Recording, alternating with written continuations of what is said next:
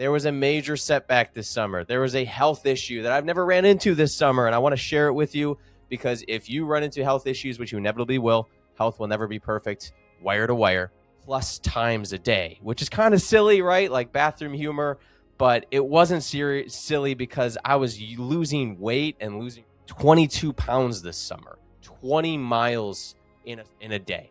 I ran 20 miles on a Sunday. And then you fast forward 2 weeks, I'm in the ER, and we are back, baby. So great to be back behind the microphone on this fine Sunday as we cruise through August and get back into the normalcy of life. If your summer is over like mine, I hope you had an amazing summer. If you live on the East Coast and you still have some summer left, enjoy it, live it up, go to the lakes, get out there, enjoy the sunshine, because you never know what today or tomorrow is going to hold. So I hope you have an amazing rest of your summer. Today's episode is titled, Turn Your Pain into Purpose. Why is it titled that? Because I had one of the weirdest summers of all time. There was a major setback this summer. There was a health issue that I've never ran into this summer, and I want to share it with you because if you run into health issues, which you inevitably will, health will never be perfect, wire to wire. I learned a lot of great learning lessons that you can take, just make things more abundant, more joyful, better, well-rounded, all of those things. So if this is your first time tuning in, this is the No Ceilings podcast. This is where we explore the unknown in self-development to in the name of growth, making it better for the person tomorrow. I am your host, Corey, and thank you for tuning in. Let's dive into this summer. This past June, I dealt with a major health setback. A lot of you already know about because you watch television, you see the commercials, and maybe you have no idea and you may have to look it up after. Don't go to WebMD, it will freak you out. But I activated inside myself something called ulcerative colitis, or otherwise known as UC. It also gets paired with Crohn's disease. So it's something in your gut and digestive system that basically lives inside you. There's a gene that lives inside you, and you can activate it, and you can activate it many different ways. I peppered my gastro doctor, like, how did this happen? What happened? How can people avoid this in the future? I got to get the word out, and all I could get out of her was it can be somewhat random, right? So I'm one of the lucky ones. But I basically activated inside me something called ulcerative colitis, and for those of you who don't know, it's like major inflammation in your digestive system and colon. YouTube, you're not going to see how inflamed my colon was, but it was, we was out. So I won't go over all of the gruesome details, but the first thing you need to know is it's somewhat random. You can activate it through intense amount of exercises, which I was doing. You can activate it through drinking or eating red meat, which is something that I was doing. You can activate it through swimming in lake water. That you can get it through just overall stress. Or you can just get it genetically. So I checked a lot of the boxes. I was going to get it. Oh, and then there's that Michigan thing. If you guys were watching the news with the lettuce, that could have also sparked it. We're unsure on what it sparked, but I checked all of the boxes. So I'm one of the lucky ones. And I activated this thing called ulcerative colitis, or UC. If you have anybody in your life that has gone through that or is going through that or will go through that in the future, I want you to know what that entails. And I also want to go deep here because the pain was unlike anything that I had experienced before, but there were so many great learning lessons that came on the other side of the pain, which is the point of the podcast. So let me tell you about my experience this summer. It started in June, and in June and moving forward, I went to the point in my health where I said to myself and to my wife and to my kids, I can't stand the pain that I'm in right now. The trajectory that I'm going on the day is freaking me out, so much so that I need to be seen by a doctor. And if you've been to an emergency room, it's not a fun place to go, especially if you're in like the mode that I was. And I was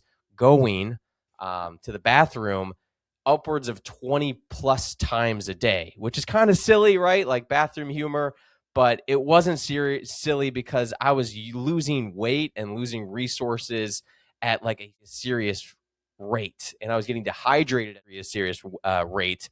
So I was also getting really run down, and I felt lethargic, and it was just hard to do anything. So I ended up losing 22 pounds this summer. I was like a shell of myself, like my ripped. I looked jacked. There were some benefits to it, but it wasn't healthy. And if I just continued to go on the track that I was going on, I was going to wither away. I got down to 146 pounds, and I haven't been 146 pounds since sophomore year of high school when I was like 5'2". And it was just kind of a freaky, scary thing. And then got seen by the emergency room a couple of times. Like I had mentioned, they put me on some medication. That medication led to me not being able to sleep at all, and serious bout of insomnia. Sleep like 2 hours a night, and I'm like I keep track of my sleep score on my watch, and I would wake up just so dejected because every couple of hours I would have to go to the bathroom. And I was wired. I had insomnia. I could not go to sleep, tossing and turning. And then tossing and turning, I have to go to the bathroom again. So the nights were really difficult, really, really tough. My sleep was not great. And then I had to go get a colonoscopy so the doctors could get in there and see what's going on with the colon. That was a miserable experience, but it was needed. Like I mentioned, I had severe, like everything was in a really bad spot as far as the colon goes. And I couldn't eat anything. I couldn't keep anything down, right? So I was eating literally for weeks. This went on for 40 plus days. I could just eat toast and like cereal, like Cheerios, applesauce, and pasta. And that's not bad for a day, but like for 40 days, it ends up weighing on you pretty bad. No caffeine, no alcohol, no exercise. Like those are all like serious parts of my routine and my diet and everything that I kind of have known for the last 36 years all went away. And this all happened in the middle of our summer. So we go to summer in Michigan. We have all of these plans. It's jam packed, and we have friends and families, and everybody's like getting ready for the summer. We're all gearing up. And then this just whacked me, hit me like a ton of bricks for 40 straight days. So to go deeper on the pain, and the pain is important here because on the other side of it is a lot of great learning lessons, like I had mentioned. We had 2 vacations that we had to cancel. We had plenty of stuff with the family that had to fall by the wayside. As you guys know, if you've been listening to this podcast for a little while, I had been training for a marathon for 8 straight months, just every day, getting the miles in, talking about it on this podcast. You know how important it was to me because it was becoming like a sense of my identity of like, I need to master this marathon. Guess what happened? I wasn't able 2 weeks before the marathon. It crushed me. It killed me. We went to the marathon. Everybody is picking up their packets. My whole family came up to see me run the marathon. My best friend came up to run the marathon with me. My kids were running the 5K. My wife, like everybody was there. And I had to sit on the sideline, and I had to just go along with the fact that I couldn't run the marathon, and I had to sit on the side. So all of the summer plans, all the vacations, everything fell by the wayside. The marathon training that happened for 8 months, gone. The family weekends that we had and we looked forward to, making the memories, I could partake a little bit. And, you know, even like the daily misses, like I couldn't go on the trampoline with my kids. I couldn't go outside and run around with my kids without having to like run to the bathroom really quick. I couldn't go on a walk for more than a couple minutes with my wife just to talk about our day without having to rush inside and go to the bathroom. It was a brutal existence, like physical cramping while trying to work and having to get up in the middle of a meeting just because I couldn't stand it because the cramping was killing me. The mental pain of just the slow recovery and going from who I used to be, which is crazy active, very involved, you know, of life and excitement and energy, to just basically like a shell of myself. And it was brutal. It was brutal. That's the best way I can characterize it. So again, if you have a friend or a family member, or if anybody goes through ulcerative colitis in the future, like the doctors really helped me out, and definitely go out and inspect and see what's out there and available to you. But the recovery process is crazy slow, very slow. It's inches every single day. And the best way I can describe it is you can't do anything. You can't do anything that will get you better, like cured today, but you can do plenty of things that will set you back. So you end up getting really concerned about like, what am I consuming? What am I doing? What am I like? What are my daily like motions and movements, and like, can I even like sit in that position, or is that going to set me back? Can I even eat this little thing that I normally eat and we all ordered it, or is that going to set me back? So that ends up just consuming your whole life. So that's what I went through for 40 plus days in June. We were looking forward to a summer experience, and it didn't happen that way. And now I'm back. Now I am back. I'm on medication right now, and I'm in a position where I'm feeling like myself again. Starting to feel like myself again. It's in August, so it was a long road to recovery, but feeling like myself again is such a blessing. It's something that you take for granted. Health is wealth, and I'll never take it for granted because I know the feeling of being down in the dumps and the pain that came from it. Now, you can insert pain with anything. It doesn't have to be ulcerative colitis. I don't wish ulcerative colitis on anybody. I know there's also worse things that are out there, but there's pain in anything in life. And what you can do and what you should do and what helped me and what I found is that when you take that pain, and in this case, it was bottled up in the form of ulcerative colitis, but it can be anything, and you turn it into purpose, the depth in which that purpose goes is so much farther than something that is, something that you write on paper. Like sometimes God or higher being is giving you that pain so you can morph into that next version of yourself. And if you take it in stride that way, and if you understand it or see it as someone's communicating to me that I need to make some changes and I need to put some purpose behind this pain, then you turn into this unstoppable force. Then you almost look at the pain as a blessing of like, thank you for giving this to me. What do I need to understand about this pain? What do I need to understand about this disease, this health setback? What lessons do I need to learn from it in order to move forward?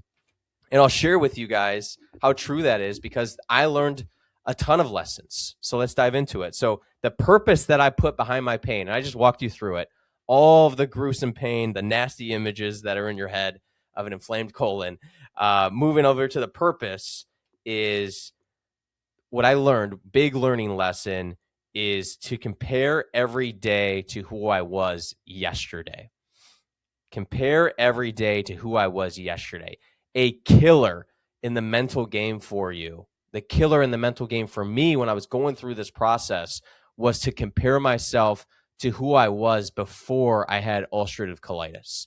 Literally 2 weeks, 2 weeks separation, I was running 20 miles in a day. I ran 20 miles on a Sunday. And then you fast forward 2 weeks, I'm in the ER down 15 to 20 pounds, and I can't walk 60 yards.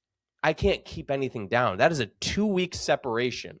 And what can put you in a deep vat of depression is to compare who I was sitting in that hospital bed compared to who I was at my greatest peak, which was 20 miles in a given day, getting prepped for a marathon. That's a depressing image, and that's not a realistic image, and that's not an image that's going to propel you forward or give you any learning lessons. But what I learned was during this recovery, which was such a slow recovery, was I needed to compare myself to who I was yesterday. I needed to recognize progress as progress was coming in.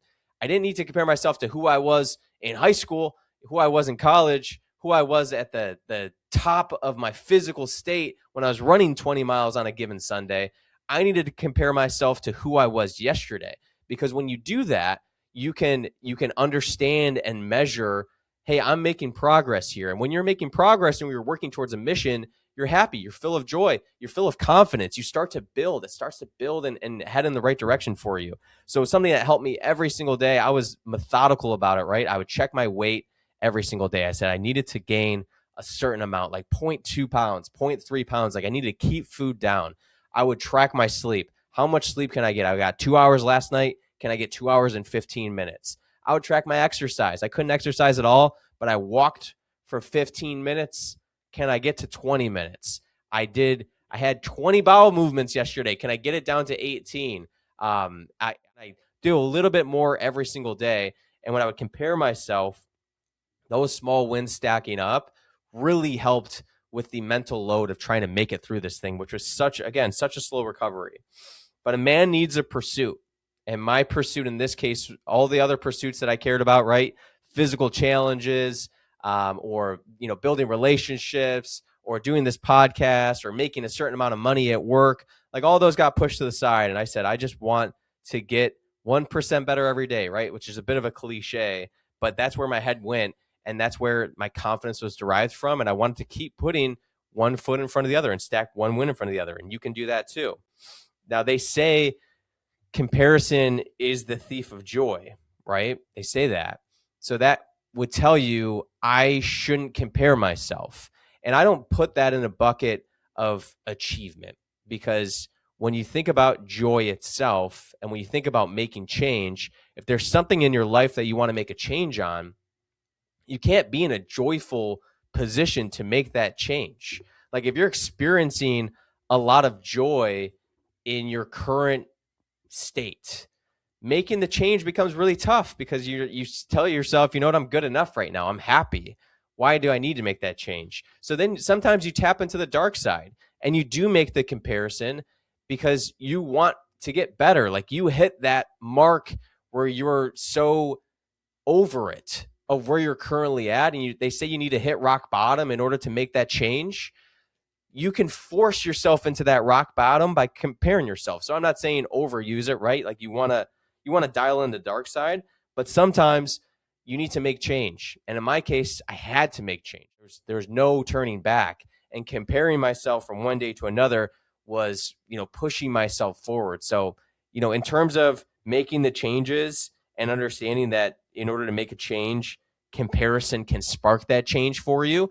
Don't completely remove comparison from your life. Now, there's levels to it and there's balance. So don't also be scrolling social media saying, why can't I have that? Why are they happier than me? I do pick your head up and put yourself in an unjoyous position, and it gets a little bit difficult, but I'm a fan of tapping into the dark side sometimes, like I'm talking about. And comparison being the thief of joy is a good thing. Steal my joy so I can have a better life on the back end, because I'm not happy with my current state of conditions and I'm going to work to get better. Lessons that I needed to learn. Again, this is ulcerative colitis. One of the major lessons, and one of them that's going to stick with me forever, and I know that because of the trajectory that I'm on right now, is slowing down. I was in a position where I wouldn't say I was out of control, but I am a hard charger, as I've mentioned in the past. And with basically every problem that would enter my life, I did some self-reflecting, and every problem that entered my life, I would solve those problems with effort. I would throw a crap ton of effort at it, and I would work really, really hard, because I was taught at a young age that problems are solved with hard work. And that served me well, and that does serve anybody well. I think it's a great lesson. I think kids should learn that. I think I'm happy that I was able to understand and learn that lesson. But going through this of health setback, what I found is slowing down and working smarter, not necessarily harder all of the time, is also needed. You need to round yourself out and not throw effort at every single one of your problems. And the beauty of ulcerative colitis, or UC, and the beauty of going through this experience and how much pain I experienced, is it forced me to learn this lesson. And the beauty of this specific health setback is the harder that you try, the more effort that you put at this thing, the worse off you get. So if you try to work out, you set yourself back. If you try to eat too much, you set yourself back. If you try to push yourself beyond certain limits, which again has served me well in the past, and hard work pays off, it would set you back. It would move you further away. So I had to slow down. I had to relax. I had to be still and sit with my thoughts and understand that in this moment, I don't need to throw effort. I need to slow down and think deeper about this issue. And I had to think deeper about the message that it was sending me. And, whoever you believe in as far as higher beings go, I believe that I was working so hard in a ton of aspects of my life that someone was trying to send me a message that I needed to slow down. And I'm taking that message and I'm receiving that message. And I'm going to remind myself, and I remind myself every day, that sometimes it's okay to slow down, and sometimes it's okay to focus on, where you are in this moment. And pushing past your limits, though, is great in terms of leveling up, isn't always the answer in terms of leveling up. And you can approach it from a methodical mental standpoint to work smarter, not harder. And that has really, really been such a watershed moment for me going through everything that I've experienced.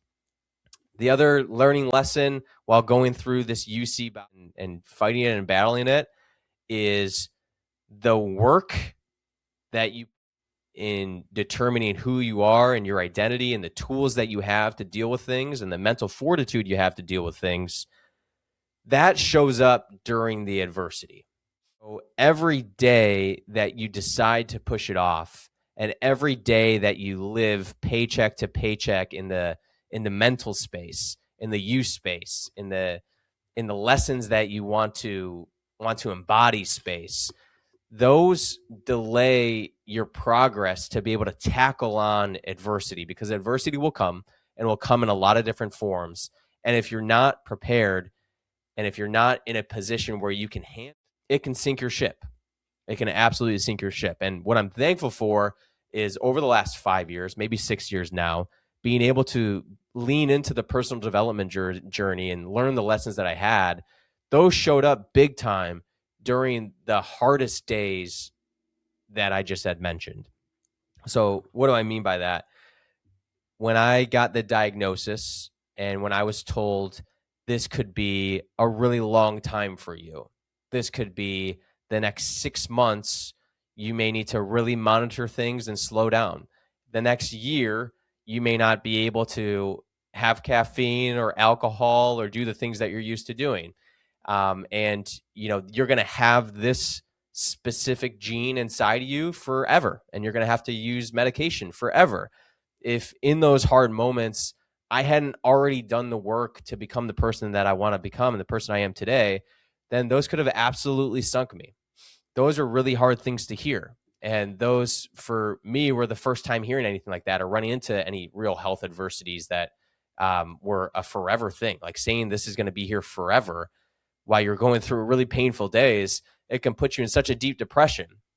So being able to stack wins one day from another, being able to put things in perspective and say, this is happening for me, not to me. And there's lessons here, and being able to, pull on the strength that I had already built and pull from that and say that I'm going to be the best damn UC patient that there ever was, being able to set up a plan and follow through on the plan and be crazy consistent, being able to be crazy disciplined with the diet and saying no to things because I knew where I wanted to be was going to require stacking every single day. Having all of those things was a culmination of the last 6 years of me focusing on it. Old Corey would have not been able to do that. Old Corey would have drove to his mom's house and laid on the couch and gotten and hoped that someone would take care of me.